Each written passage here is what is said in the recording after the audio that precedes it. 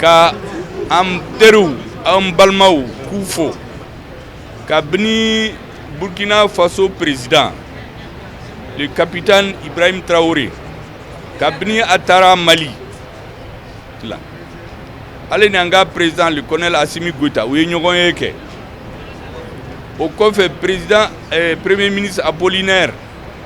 n terikɛ n balimakɛ ale fana tara Mali la a ye baro kɛ a ye ɲɔgɔn da lajɛ a ye ɲɔgɔn lafaamu kabini nin taara aw y'a ye an ka ministre des affaires étrangères kɔsa in na Mali la ani Guinée ani Burkina u ye ɲɔgɔn da lajɛ yan u ye kuma caman fɔ u ye sɛbɛn caman fana kɛ an nana bi ka yira an balimaw la Burkina bew la ko an ye teriw ye gɛlɛya min b'u kan o y'an ka gɛlɛya ye Afrique ka problème ba ye mun ye terrorisme kɛlɛ démocratie problème o ye problème wɛrɛ pour que ka démocratie sigi f'i ka jamana sɔrɔ jamana caman la fanga binna démocratie côté insécurité de ko don donc bi an nana ka baara kɛ tous les plans économiques hali n'a ye sécurité sigi kɔfɛ an bɛ tila ka économique donc an nana kuma kɛ o ɲɛ pour que Maliens bɛɛ ka faamu Burkinabé bɛɛ ka faamu Guinéens bɛɛ ka faamu k'u ka gouvernement b'u ka baara la maintenant yani an ka don o kuma la an ni ministre minnu nana délégation ba de nana ka bɔ Bamako ministre ta ɲɔgɔn ani ani u ka collaborateurs minnu yani an ka don o kuma la kasara dɔ kɛra Burkina Faso a ma mɛn an bɛ fɔlɔ ka tasi bila an balimaw min ni tɔɔrɔ nin na min tɔɔrɔ nin na u ma tɔɔrɔ la Burkina Faso dɔrɔn de kɛ u tɔɔrɔ la pour l'Afrique parce que tant que terrorisme b'aw fɛ a bɛ taa yɔrɔ la maa si ka n'i sigi k'a fɔ ko terrorisme tɛ e fɛ a waati dama dama dɔ bɛ yen bɛɛ kun ɲɛna ko a bɛ Mali dɔrɔn de la sisan a ye Afrique jamanaw bɛɛ minɛ donc soldats minnu tora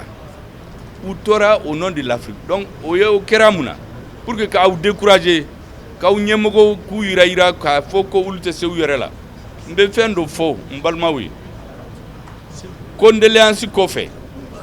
aw ka jija maa si tɛna aw ka jamana mara aw ka soldats fanga aw ka président aw ka fanga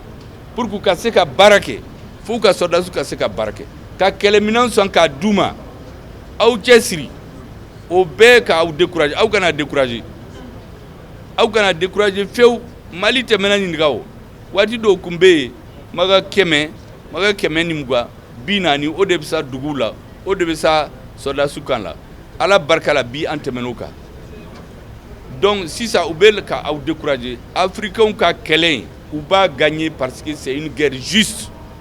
nous ne pouvons pas perdre cette guerre contre le terrorisme na y'an ka jamanaw sigi o tuma an bɛ démocratie sigi mais n'i ko k'i b'a daminɛ ni démocratie ka sɔrɔ jamana tɛ yen e bɛ mun kɛ e tɛ se ka élection kɛ hali anw fɛ yɔrɔ bɛɛ la bɛɛ y'a faamu sisan ko an ka réforme de kɛ an ka fanga di an ka soldats ma u k'an ka jamana minɛ ka d'an ma n'a minɛna ka d'an ma an bɛ tila ka élection kɛ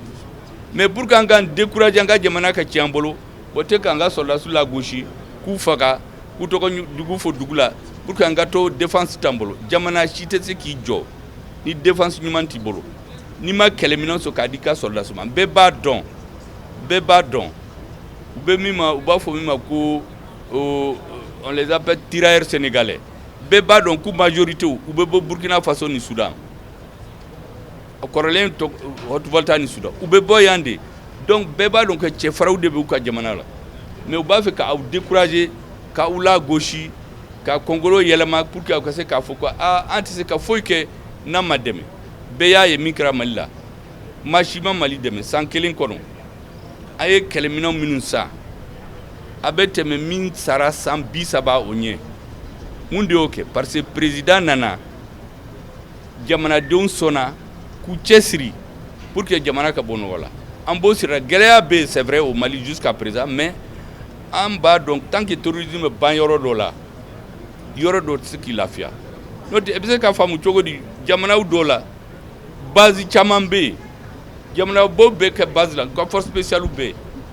u mɔgɔ 11 12 60 80 o de bɛ sa ça veut dire que jamanadenw dɔrɔn olu dɔrɔn de bɛ se ka fanga di jamana ma. A y'u jija. Nos condoléances à tous nos frères burkinabés. Soutien à votre armée, à vos autorités